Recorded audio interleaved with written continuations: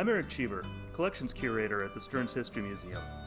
Join us as we showcase seldom seen artifacts from the museum's collections and explore the stories of our stuff. Why are you standing here? Why aren't you out in the fields? Horse is lame again. What's wrong this time? Sore hoof. At least it isn't the colic again. Or dysmitis. Or arthritis. So what are you going to do? You need to get the crops in.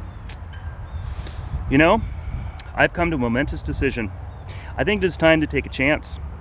I think that it is time to become one with the modern era. I think that it is time to wholeheartedly embrace the changing ethos of now and bravely and without hesitation to knock down the door to the future and step over that threshold. In short, I think it's time to buy a tractor. Well, it is 1926. What type of tractor are you going to buy? Well, I think that the Case 1220 is the bee's knees, and I like the color.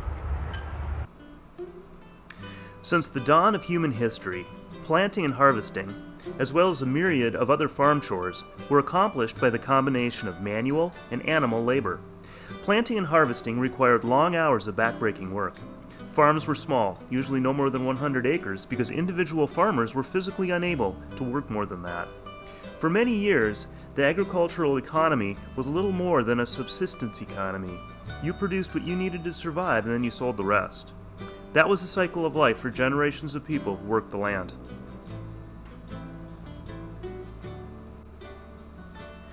The introduction of fairly nimble and affordable internal combustion tractors by Ford, International Harvester, and others began to usher in a series of changes to agriculture that we are still experiencing today.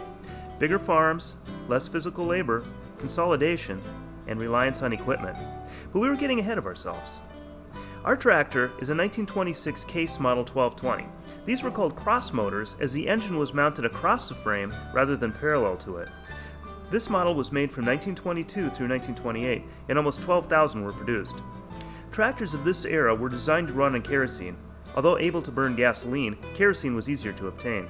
The Case is equipped with a small auxiliary gasoline tank to use for easier starting. It is hand-cranked after all. You wanted to start it as easily as possible. Once it was running, the auxiliary tank would be shut off, and the main fuel tank containing kerosene would be turned on, and away you went. This 1220 was purchased new by Lawrence Hayter Sr., who farmed near Lake Henry, Minnesota. He and his family used the tractor for years until it was replaced by more modern equipment and was relegated to a slow decay behind the barn, visited only by rust and raccoons.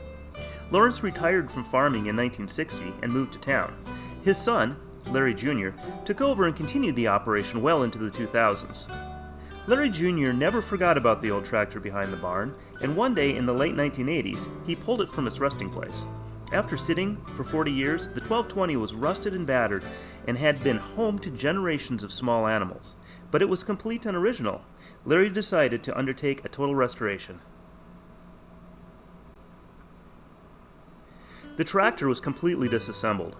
All parts were cleaned of corrosion, the sheet metal was rebuilt or replaced, and it was brought up to snuff mechanically.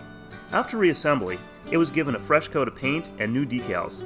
After months of work, the 1220 moved under its own power for the first time since the 1940s. For years, Larry enjoyed driving the tractor in local parades and events. Eventually, he too retired and decided it was time to sell the farm. At this point, he donated the 1220 to the Stearns History Museum so that it could be shared with the community.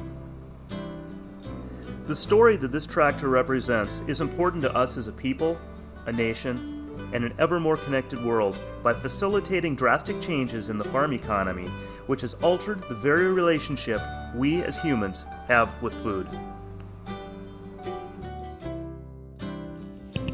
I so love technology.